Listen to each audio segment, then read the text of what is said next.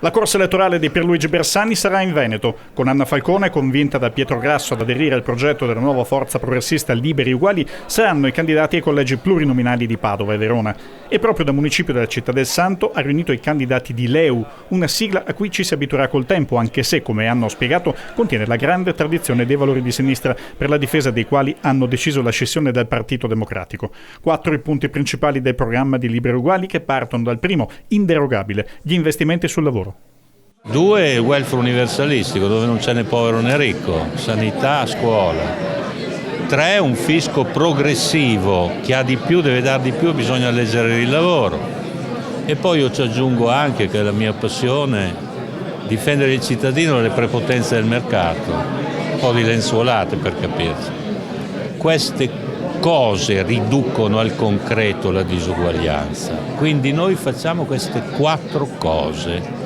E dice con chi parla, noi non parliamo con nessuno che non sia disposto a discutere di queste 4 cose e a fare dei passi avanti, perché con troppa disuguaglianza non può girare la ruota. Posso solo chiedere vantaggi e svantaggi di una campagna elettorale così sprint, diciamo, quindi rispetto a una campagna elettorale più lunga?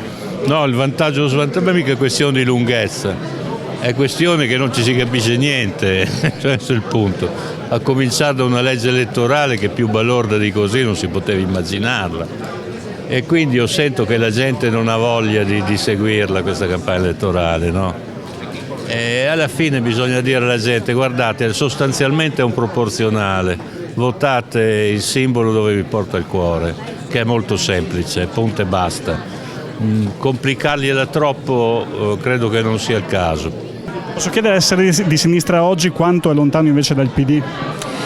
Beh, è il PD che è molto lontano dall'essere di sinistra, ha subito un'evidente mutazione genetica che non solo non cenna a fermarsi, ma che addirittura si proietta verso il modello del partito personale, del partito lideristico, molto più vicino all'immagine del partito di Macron che non a un qualsiasi partito che possa anche solo lontanamente dirsi, non dico tanto di sinistra, le parole possono essere vuote, ma vicino alle esigenze delle persone. Il PD ha precarizzato i diritti, il PD ha ceduto alle regole del mercato, noi invece vogliamo tornare a mettere al centro i diritti.